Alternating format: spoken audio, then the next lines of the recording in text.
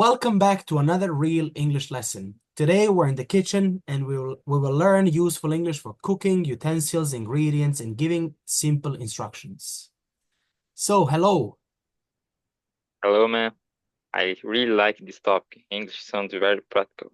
English kitchen. Yes, yes, it is. I agree. Even if you don't cook every day, kitchen vocab appears in recipes, restaurants, supermarkets, videos, and daily conversations. Yeah, exactly. So today we're not just learning words, we're learning how to use them in a real situation. Exactly, that's what it is. We'll talk naturally, learn useful phrases, and then do a realistic cooking conversation. At least that's what we're going to try to do. Okay, amazing. I'm ready to start. Amazing. Perfect. So first, let's look around the kitchen. I guess you're not in the kitchen at the moment, but try to imagine one.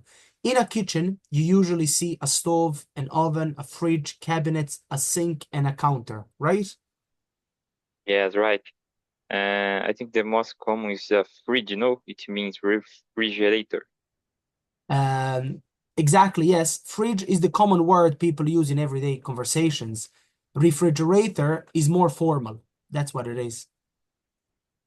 So I can say the milk or water is in the fridge. Yes, that's perfect. That sounds very, very natural. And that's what you would say in everyday English, in everyday conversations. You said something about the counter. What is this?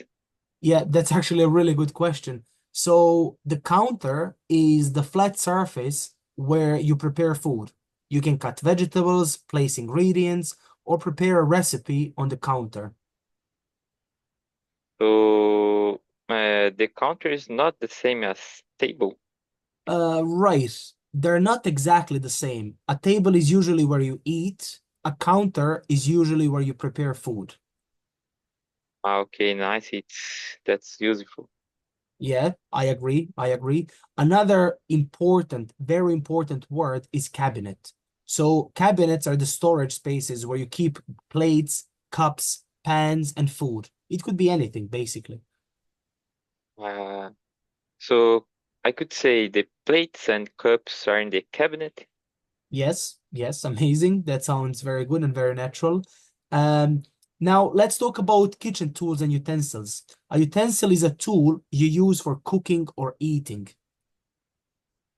It's like a spoon, fork, or knife.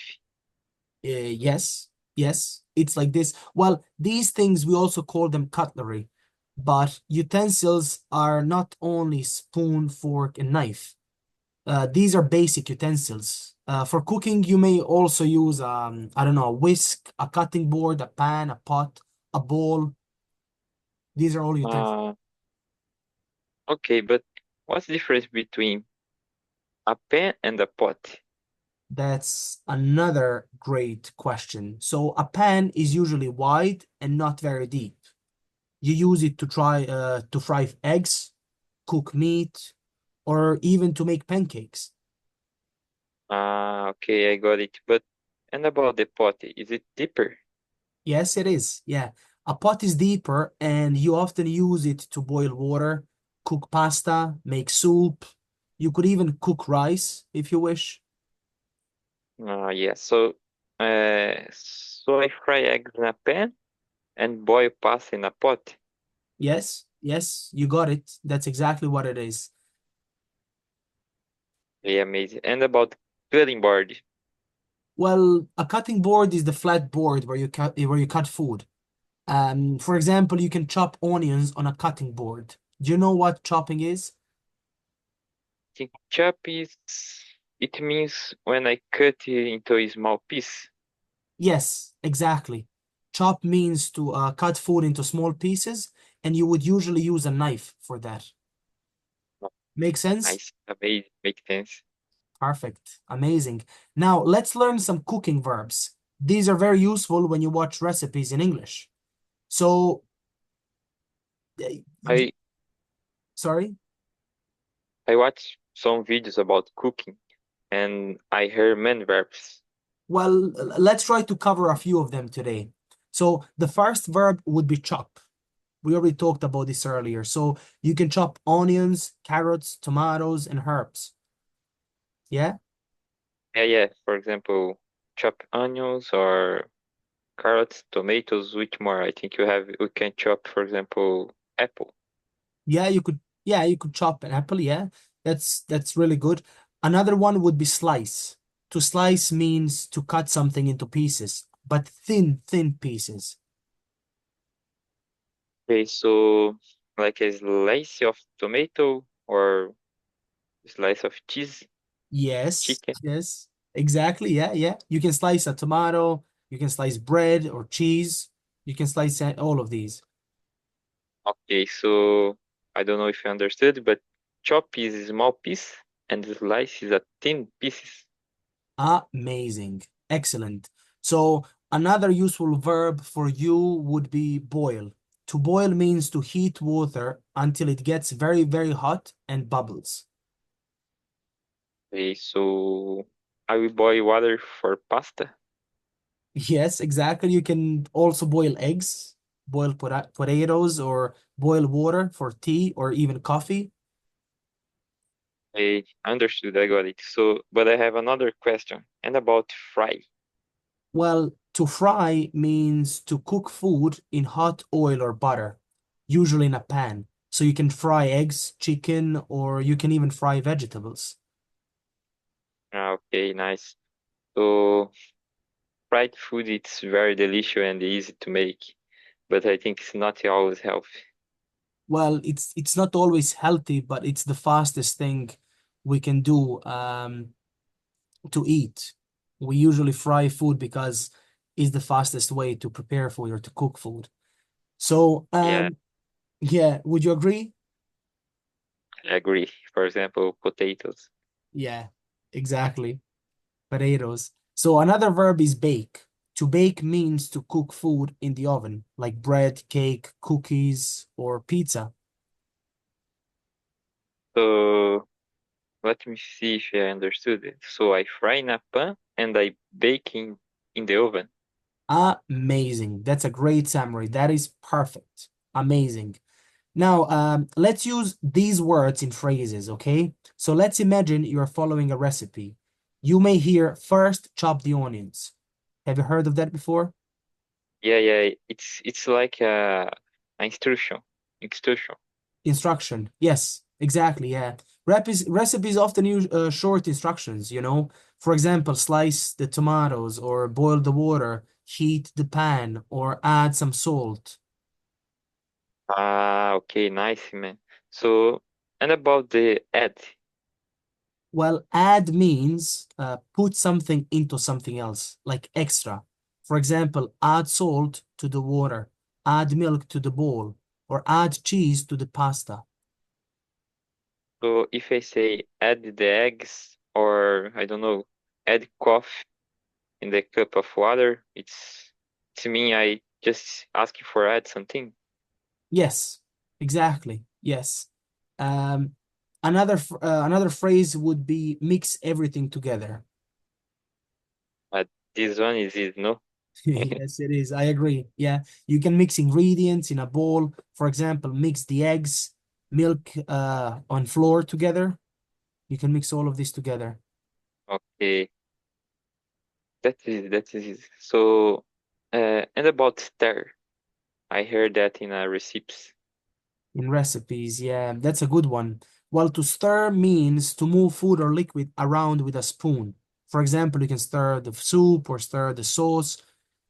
Basically you mix something, but you mix it by how would I say this? You would move it around with a spoon. That's the way you would mix it. Ah, okay, so mix is more general and stir is usually with a spoon. Yes, that's a really good way to understand it. Okay, that's the best way to understand it, I would say. So let's move on to something else now. So in the kitchen, safety is very important, right? Yes, So yes, right.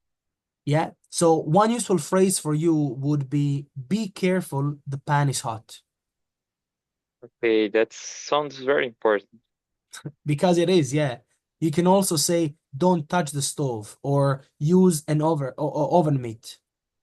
Okay. I think because you can hurt us ourselves. Yeah, exactly. That's why.